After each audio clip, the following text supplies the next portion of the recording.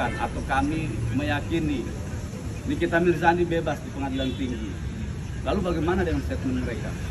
Berlaku nggak statement mereka itu? Ya, artinya apa? Apa yang mereka sampaikan itu justru mereka yang tidak punya dasar. Ngomongnya apa? Tidak punya dasar. Ya, kalau nanti dikatakan oleh pengadilan tinggi menyatakan Nikita Mirzani tidak terbukti, berarti apa?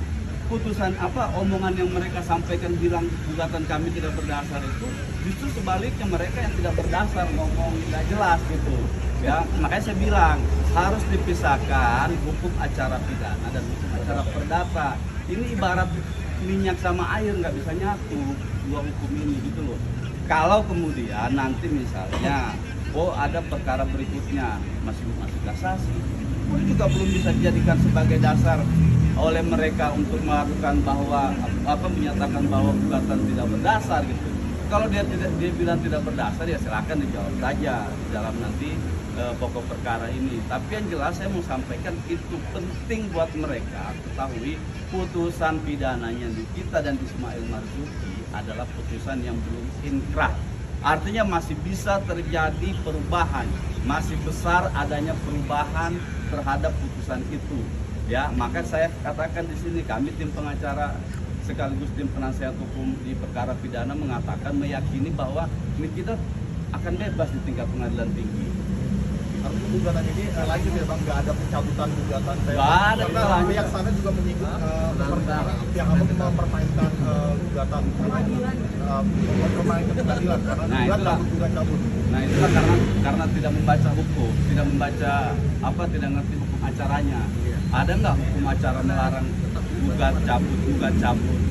Nggak ada. Gugat cabut itu adalah proses hukum yang jelas. Kita menggugat didasarkan berdasarkan hukum. Kita mencabut juga didasarkan hukum. Ya, kita menggugat lagi berdasarkan hukum. Coba cari di Indonesia ini ada nggak orang dibilang tidak bermartabat apa sih bahasanya? Tidak menghargai pengadilan ya? Tidak menghargai pengadilan karena gugat cabut. Coba cari di Indonesia ini ada nggak? Jadi kali ini bakal mencabut atau tidak? Apa? Kali ini bakal tidak mencabut. Sudah pasti tidak. Kita gas terus. Kita fight terus. Iya. Nah, saya mau tambahkan begini, kan tadi dibilang tidak mau menghormati peradilan. Justru teman-teman lihat kemarin kekisruan dalam proses mediasi, ya, karena mereka tidak menghadirkan atau salah menghadirkan surat kuasa istimewa, ya, tiba-tiba mereka keluar dengan teriak-teriak, terus kemudian menyampaikan ke publik silahkan mereka bermediasi, bernegosiasi dengan kursi kosong.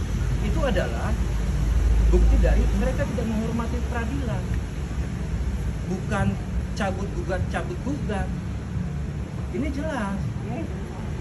Di dalam Perma 1 2016 jelas ada tata kelola mediasi yang harus dihormati semua pihak.